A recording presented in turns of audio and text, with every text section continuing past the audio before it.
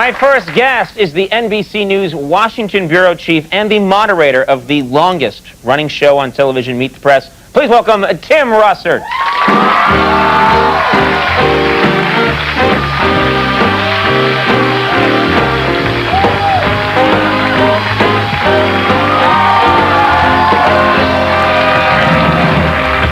Thanks for being here, Tim. There's so much we need you to explain. Before we begin, though, with the news of the day, I have a bone to pick with you. What? A couple of weeks ago, you're on the Today Show. Yeah? Somehow my name comes up. I think you guys were discussing great entertainers or something. Laugh at that. But my name came up, and you referred to me as Potato Head O'Brien. Yeah. Well, yeah. It's a WWF crowd tonight, yeah. I speak the truth. Look at him.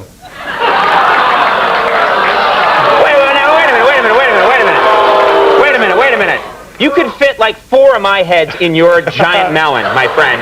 Look at that thing. You live on 7-course Irish meals. That's actually true, yeah. 6-packet of potato. Man. Wow. Wait. Who's writing your material, Russert? This has gone far enough. It's gone far enough? I'm here to make peace. Okay. I have something for you. And it's behind me. There's a gift right there. Here. It is. That's exactly what I wanted. A gift? For Conan O'Brien. Merry Christmas. Very nice. Merry Thank you very much. Yep. Very classy. It's very nice of you. Oh. Why? Why the hate? All right. What's happened to my hair here? Look at that. That's actually really happening. It was between that and this. We have, you know... A dimpled Chad. Thank you very much. Crunchy. Let's talk about the board. You were already well known, but it became a phenomenon overnight when on election night, you went on TV with a simple board and a marker to write on, and suddenly that's all anybody was talking about, the board. First of all, just a clip here. If anyone missed it, take a look at Tim with his magic board on election night. This was really something. If you take off Nevada, he still wins. He's 272. Take off New Hampshire, he still wins 272. Take away West Virginia, alone, 271. Take away Oregon, Tom, 269. That means Al Gore's 269. We have a deadlock electorate. You're losing your mind. Now, first of all, it was so low-tech. We're in an age where everything is a fancy graphic that it was arresting that you had this board. It really got everybody's attention. The board now, I understand, the Smithsonian Institute wants the board. Is that true? Yes, and the Freedom Forum Museum wants the board. And I was debating where to send it, and my 15-year-old son, Luke, said, you know, Dad, I think the board is great, and I think you did a wonderful job. I'd like to keep the board in the family. I'd like to have it. I said, Luke, you're 15.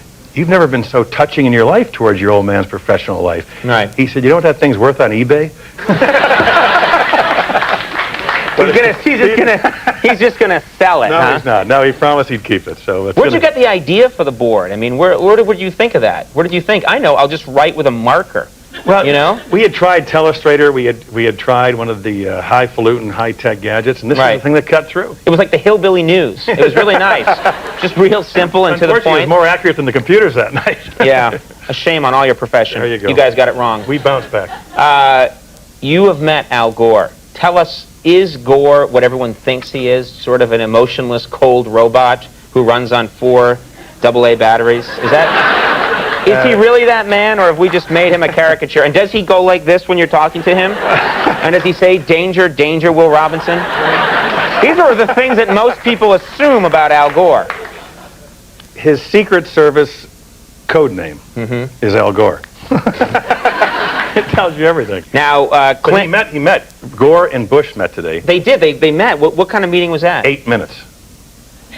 8 minutes. It lasted 8 minutes? And I saw bumper stickers in the driveway saying, re-elect Gore in 2004. But they met for 8 minutes? So was it just a chilly, weird meeting? I think it was 2 people who engaged in a very tough campaign. They were very civil to each other, but that was the end of it. On the other hand, George W. Bush met with President Clinton for over 2 hours. They met for 2 hours. What, 2 hours. What do you think was happening in that meeting? Well, you know, we always get a readout from the staff which says it was a very full and frank discussion about North Korea and Medicare and Social Security. And at times like this, I just would love to have pop-up video. What really happened when George W. Bush walked in the Oval Office and saw Bill Clinton there. What do you think? What do you think they're both thinking at that moment? You beat my old man, you're out of here, sucker. Right. Right? And what's Clinton thinking? I can't believe Al Gore lost to this guy. Seriously? I mean, that's what really goes on in people's minds. But on the other hand, the great thing about it is that there have only been 43 people who have ever been elected president of the United States. And there's a grudging respect that people at that level have for one another. It's as if, you know what, we did this. Right. We were willing to put it all out and do it. And they treat each other in a very civil and interesting way. And that's why the meeting ran over. It was a really bizarre 5 weeks, this sort of post-election period where we're trying to figure out who the president is. And you covered all of it. What was the most bizarre moment in Conan, the 5 weeks? You couldn't believe it. Every time you would say something, and you'd figure that was the end of it. The Florida Supreme Court has ruled that would be something else would happen. Right. On the Today Show, live, talking about and analyzing a Supreme Court decision, all the nuances, whether or not the election would go to the Congress and so forth.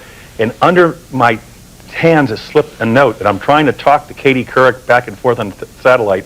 The camera goes back to her. I look down and says, Dick Cheney just had a heart attack. It can't be true. Right. It was true. And he's had a lot of them, too. This is his fourth one. His fourth heart attack. But it is just breathtaking to be on live television trying to do something in a thoughtful way. I thought it was an absolute joke. Did you whip out the board at that point? Of the artery? Right. Yeah. So what to you is, you've been doing Meet the Press for a while. What's your most embarrassing moment on Meet the Press? Senator Bob Kerrey, Nebraska, Vietnam War veteran, decorated amputee. He lost his leg in Vietnam. He's sitting there having a conversation saying, you know, I'm worried about President Clinton. He's a fellow Democrat, but I think he may pull the rug out from under me on this particular legislation. And I'm thinking, my mind's thinking, what if you went out on the limb for Clinton and he sawed up? And I said, are you afraid he's going to saw off your limb? Wow. And he looked at me and he said, oh, I've already had one sawn off. And I said, time for a commercial now. We'll be right back. It was, I mean... And you were apologizing for a week, probably. He owns me. I mean, yeah. You're his bitch now. Yeah. He is.